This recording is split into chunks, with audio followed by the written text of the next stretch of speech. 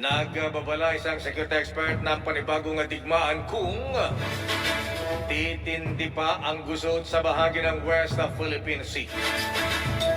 Sa panayam ng DZRH, inilutang ni National Security Expert Professor Romel Banlawi ang posibilidad na maging ugat ng international conflict. Ang tension sa West Philippine Sea kapag may isang maliit na aksidente lamang ang mangyari sa pinag-agawang teritoryo. Sinabi ni Professor Banlawi na dapat maging maingat ang Pilipinas dahil anumang maling hakbang ay maaaring mag-trigger ng digmaang pandaigdig. World War III. Lalo pa at mainit din Amerika laban sa bansang China. Narito si Professor Banlawi. Tama po, naniniwala po ako na pwede pong tipping point yung current situation sa Western Philippine Reef or sa West Philippine Sea para magkaroon ng World War kasi nga mai-elevate yung issue from Philippine-China territorial conflict to US-China rivalry kung iipok po natin yung mutual defense treaty. At alam naman natin na karamihan po ng gera na naranasan po natin, lalong-lalo na yung World War I at World War II, ay nagsimula po sa maliit na insidente because of miscalculation, accident, and misencounter. At yun po ang ating iingatan, kaya ang Pilipinas ay napaka-cautious ng ating mga aksyon para maiwasan po yung miscalculation, maiwasan yung accident. Kasi nga, pag ma-trigger dyan, particularly the situation on the ground, baka ma-blow out of proportion. Inaw ni Pangulong Rodrigo Duterte na hindi nito isusuko ang mga teritoryong pinag-aagawan sa West Philippine Sea. Ayon sa talumpati ng Commander-in-Chief, sa ika-67 kaarawan ng Philippine Marine Corps, sinabihan niya ang China na huwag okupahin ang mga isla sa Scarborough at Pag-asa. Nangako naman dito ang China, kaya't umaasa ang Pangulo na magiging totoo ang bansa sa binitiwang salita. Sinabi ko naman kay Mr. Xi Jinping, we will not give up our claim sa Pag-asa pati yung the nearby islands that we have occupied already. Small islands. Sabi niya na we will not, and this assurance he gave to the Foreign Secretary na hindi niya gano'n. He will not build something that Scarborough show. I just hope that he would honor it because it will change the entire geography of the world. Magiging prangka rin ang Pangulo sa China patungkol sa mga issue sa Asia sa darating na IPEC Summit sa Vietnam. Kaugnay naman yan, mananatili pa rin na maingat ang Pangulo pagdating sa usapin sa agawan ng teritoryo. Anya, hindi lang China ang kinakaharap ng Pilipinas, ngunit marami ring bansa ang may claim sa bahagi ng West Philippine Sea. Taiwan has a claim and it overlaps the northern part of the country, yung ating economic zones. And Vietnam has another idea of what is his or her. And Malaysia, and they will start really to pile up. Ipinaliwanag rin ng Pangulo na magdudulot ng matinding tensyon kapag umigting ang agawan sa teritoryo, kaya hinihintay niya ang tamang pagkakataon para rito. Kasi kung we assert and go there, the other countries, Malaysia, I'm sure, and Indonesia, would also begin to push for what they think is their territory.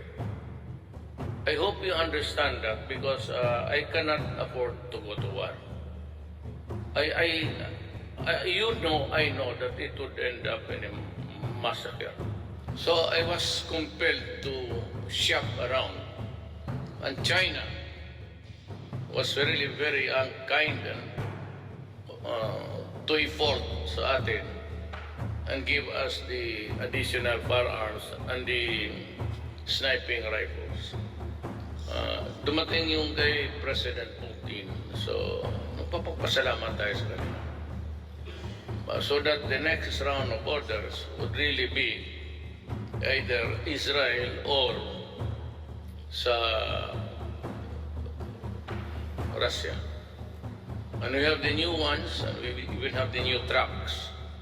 And I know they're durable because at one time the city of Davao, when I was mayor for 22 years, nagbili kami ng Russian-made na jeep. At it really lasted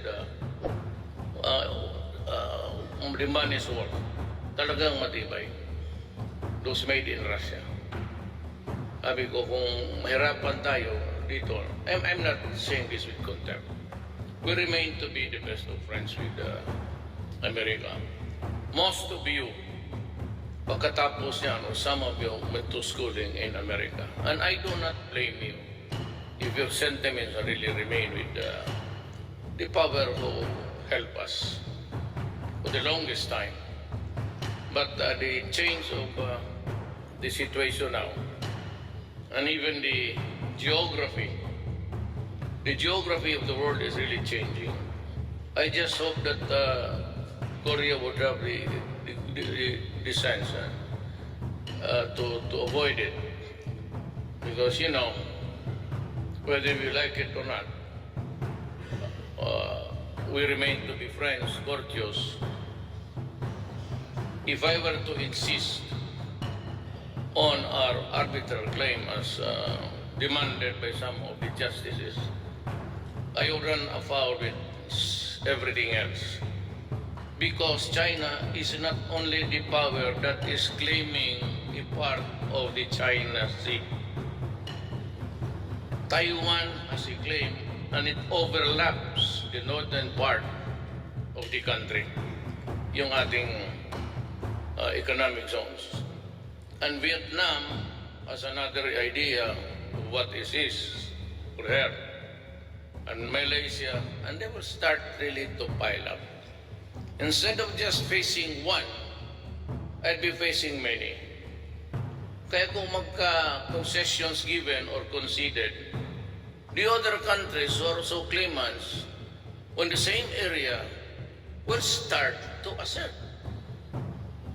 Yan ang problema ko. It's really the changing geopolitics. And the islands there are being developed with batteries. And almost yan, sinabi ko na naman kay Mr. Xi Jinping, we will not give up our claim sa Pag-asa pati yung the nearby islands that we have occupied already. Small islands. Sabi niya na we will not, and this assurance he gave to the foreign secretary na hindi niya gano'n. He will not build something that is Scarborough Show. I just hope that he would honor it because it will change the entire geography of the world.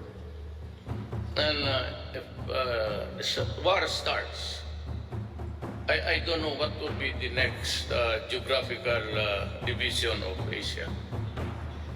Yan ang mahirap sa just like in the Middle East. Geopolitics changed the entire Persian Empire and the Ottoman Empire. At dito, I really don't know what will happen. But it is the politics and power that would change the entire landscape of the political situation of the world. It is really a geopolitic thing, and we'll just have to consider ourselves now, not in a defensive position, but to insist na itong muna ang atin at huwag tayong, kasi kung we assert and go there, the other countries, Malaysia, I'm sure, and Indonesia, would also begin to push for what they think is their territory. I hope you understand that because I cannot afford to go to war. I know that it would end up in a massacre. I cannot start we don't have to be nuclear arms and everything. As a matter of fact, we're just bystanders. But what I can do really is to strengthen my own, in the meantime that we are waiting for. I am tempted to tell you something of my theory, but I'm going to APIC tomorrow, and we have the bilaterals. But I'm sure, I think some of the military men will go there. it would be at that time that I'd be frank with China also. I know where she's going, the direction, and laro ito ng geopolitics.